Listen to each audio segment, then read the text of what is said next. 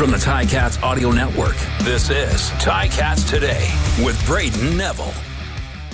On today's episode, we hear from two more of the newest members of the Hamilton Tiger-Cats, D lineman Brandon Barlow, as he discusses joining the Ticats' new-look D-line, receiver Luther Hakunavanhu, who looks to make a bigger impact this season on the Ticats' receiving core. The Ticats also announced 3 new signings, and finally, I will fill you in on Simone Lawrence Day. It's Friday, February 16th, 2024, and this is Ticats Today. Happy Friday, everybody. It's been a crazy week in Hamilton for the Ticats. Yesterday, we had Simone Lawrence announcing his graduation to the next step in his career. Free agent signings have been crazy. It's just been a wild time if you're a Ticats fan. One of those new signings announced earlier in the week was Ticats D lineman Brandon Barlow. This is a signing I absolutely love. In just 14 games last season, he had 9 sacks, which was good enough for 8th in the league. That actually tied him with Sean Lemon on Montreal. But perhaps the craziest part about all this is the fact that he only started in 1 game, which is insane for a guy who got 9 sacks. He spoke to me about his game and becoming a Hamilton Tiger-Cat. All right, Brandon, a big day. You're now officially a Hamilton Tiger-Cat. How does that feel? Feels great. Feels like it's been a long time coming, even though it's just been, just this week. But it's good to be here, and it's good to feel welcomed in this organization. I felt welcomed from the first day I met all of the staff, GM, head coach, assistant GM, DC. It's just been a great process. Why the decision to make your way down the QEW and become a Ticat?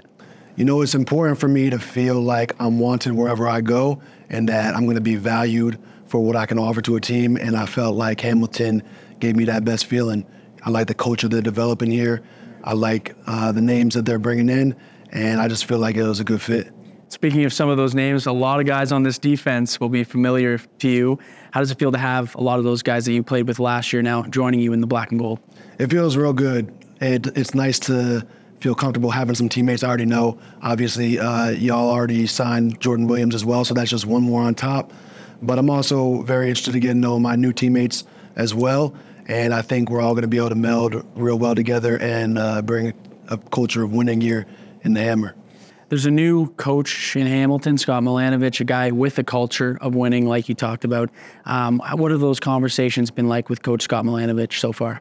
They've been great. He's talked a little bit about their culture as well here that I'm now part of, and just the type of team that he wants to develop here. Very tough, very gritty team, very family-oriented type team where we're going to go in and we're going to do what we got to do together. So my experience talking to him has been great. I got a lot of respect for him as a coach. I know he came in at Hamilton as an OC, so we were breaking down his offense up the road. Now it's good to be a part of it. I feel like his offense reflects his mindset for this team. And then the mind behind the defense, Coach Mark Washington. What has it been like talking with him so far? Coach Wash is an awesome dude. I can't wait to keep picking his brain about defense and going over scheme. I think we're going to get along real well. 9 sacks last year, monster year for you. What was it about that season that made you so successful getting to the QB? Honestly, it was just staying humble, staying hungry, and just trying to stack days, stack reps on top of reps. It's all about the reps, and really it's all about the off-field preparation in actuality, because when you prepare for the moment, it just comes to you and you just go out there and perform, and it's just instinct takes over. On a game day, what are you doing to prepare to get your mind right? And some guys meditate, some guys do this, but what are you doing? I have a pretty consistent routine that I follow. I watch film. I make sure I lift throughout the week a certain number of times so I can feel good about my body going into the game. Make sure I treat hot tub, cold tub, treatment, whatever it may be, to make sure I'm at my peak. I'm staying on top of my nutrition. All these little things factor together so that when I finally hit the field, I'm ready to go and there ain't no holding back. It's just go time. And then obviously I have a pregame ritual too, where I kind of go through some of my pass rush progressions, my movements, my pass rush plan for that week. And like I said, by the time I hit the field, there ain't no more thinking. It's just go time. So basically, a coach's dream is your preparation. Is what it sounds like. This fan base is so passionate, and I'm sure you've heard a lot about it. You've played on the other side, but does it excite you to play in a fan base that is such passionate about football as this Ticats fans are? Absolutely. Like you said, I was on the other side of it, but I've seen it, and I've seen the passion passion that this organization brings and these fan base brings to this organization, and it helps carry this team. And I'm very excited to be a part of that, to embrace it, and to help propel this organization forward for these fans. Now, for these fans that might not be as familiar with your game, what kind of player is making their way to Hamilton right now? I'm the type of player that's going to give it my all every single play, whether it's in practice, whether it's in the weight room, whether it's in the film room, whether it's in the game when it's time to go and get that win and make those plays to get the job done. I'm always going to give 100%. That's the type of player you're getting. I'm a lead by example type of guy. I always believe in leading myself first and then leading others. Can't lead others without leading yourself first. That's an excellent answer, and I would leave it at that, man. Hey, congratulations and welcome to Hamilton. Thank you. Glad to be here. That was Brandon Barlow. Before we get to the next guest, the Ticats continued to grind, announcing that they've agreed to deals with 3 players. Ticats 2021 first-round pick Nick Cross. He had 14 tackles on the special teams unit last year. Enoch Penny-Larea, a McMaster alum who played on Jeff Reinbold's unit also last season. He also re-signed, and they also announced they've signed fullback James Tuck. Won the Grey Cup with the Alouettes last year. He has 92 games in the CFL, a veteran. So a few guys we will likely see on that special teams unit. On Wednesday, the Ticats announced they've signed receiver Luther Hakunavanhu to a 2-year deal, and he spoke to Courtney Stephen about the deal. So free agency for you has come to a close. Yes, sir. And now you're in Hamilton. How does it feel to be a Tiger Cat? Honestly, feels great. It's closer to home. Like, I live in Toronto now, so all my friends and family over there can come now to the games and stuff like that. A lot more home games, so like I'm excited. Got my first catch out here, so been full circle. We back here now, so excited to be here. Yeah. So the CFL it's a small league. We were just reminiscing on Calgary days, but tell me a little bit about the first few years of your career and what your goals are for the next step of your career here.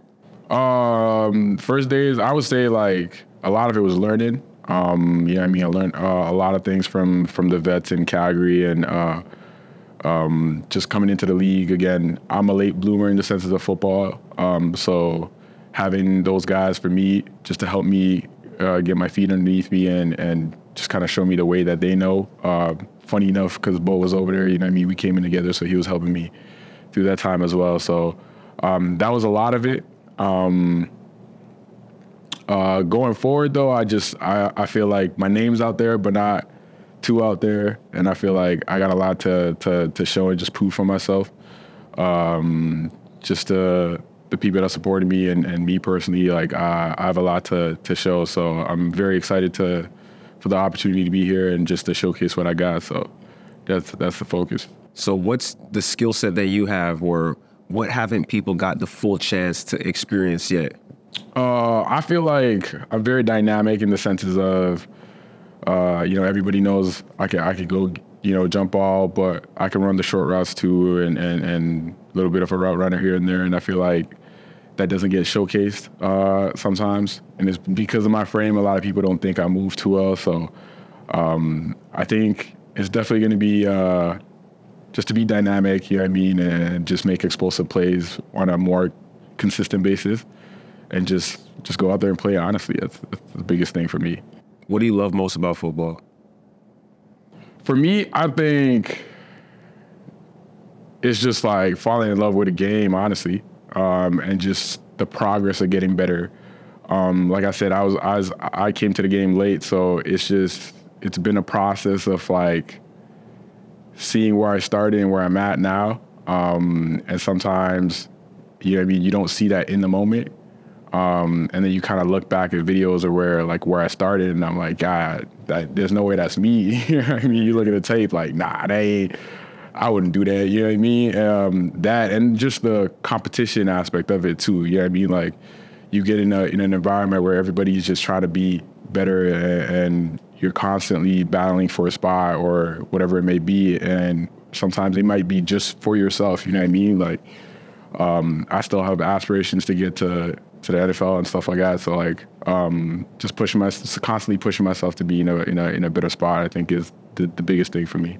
So you mentioned that you're a late bloomer. For the folks who are just being introduced to you now, tell us a little bit about your football journey and and what it took for you to get to this point. Yeah, so I was a basketball player majority of my life. Funny enough, I started playing football because me and a friend made a bet. So we were trying to get him to play basketball, and then he's like, I'll only play if you guys come play football. So it was me and my brother at the time. So I started end of grade 11. So it was very interesting time. Played a little bit of both, and then just made the decision to play, receiver. And even then, like, I was on and off in terms of I'd play football and basketball, and I was kind of just waiting to see which one would get me into school first, and then that was the one I would choose. And lucky enough, I got called for football, and pretty much just been locked in after that. But yeah, so now we're here. That's a crazy story. So luckily you got a little gambling in you, or a little bit of risk taking in you, because if it wasn't for that, stepping up to the challenge, then you wouldn't be here. 100%. I mean, at the time too, I think I just looked at it for, it's just time we're hanging out with our friends. And I mean, like, again, we were very competitive and just loved playing sports. So it's just how we looked at it. Because I mean, like, growing up, we played everything. So yeah, it wasn't too crazy. It was just like, for me at the time, it was just like, go out there and do, just run. Just be an athlete. Whereas so like now, you starting to understand the game more and see the defenses, and the game kind of slows down where it's completely different. But yeah, no, it's definitely been a long journey. So excited to see where it goes. So talking about football, sports, being with your friends, we're sitting in the locker room right now. What kind of personality or what elements do you add to the culture of a locker room? What do you bring? Me, I'd say I'm goofy at times. Like I'm that guy who's kind of childish at times, not in a bad way. Like I just like to have fun, kind of just not take things too seriously. And I think that's the part of sports too, where it's just like, if you're not having fun, then, like, why are you doing it? So it's like, I'm that guy kind of just laughing, dancing, vibing to the music. We got to get the job done, but we can have fun doing it too. So I think that's the aspect I bring. I don't know if my teammates would think the same, but we'll just keep it over there. Cool. So with the season coming up, obviously Hamilton is a place that loves their football. What can you tell the people of Hamilton that they can expect for you, or what message do you have for them? I mean, first of all, thank you for having me. Like, it's an honor to be here. And then second, just the show, honestly. Like, I feel like I'm about to step out into my light, and it's going to be exciting, and wouldn't have it any other way. So just, keep an eye out for 81, and that's pretty much it. That's it. Keep an eye out for 81. Yes, sir. Appreciate it. Thank you. That was Courtney Stephen and Luther Hakunavanhu. There were a couple big announcements surrounding the retirement of Simone Lawrence. First, Mayor Andrea Horvath would like to invite all Hamiltonians and Tiger Cats fans from across the region to Hamilton City Hall on Wednesday, February 21st. That's from 12 to 1 p.m. to celebrate the career and profound community contributions of Simone Lawrence. This recognition will be part of Simone Lawrence Day, a celebration of Hamilton's number 21, which also includes an event at Tim Hortons Field later that evening for the graduation celebrating the career of Simone Lawrence. Fans can secure their tickets by making a $21 donation to Food for Kids Hamilton online. I'm going to put that description in the link below on YouTube, and you'll also see it in the bio on all the streaming platforms if you're listening to this on audio. Make sure to check that out and come celebrate the career of one of the greatest Ticats to ever wear the black and gold, and also support a good cause in the process. That's all the time for me today. I want to wish everyone a very safe and happy family day, a happy long weekend, and we will see you next time.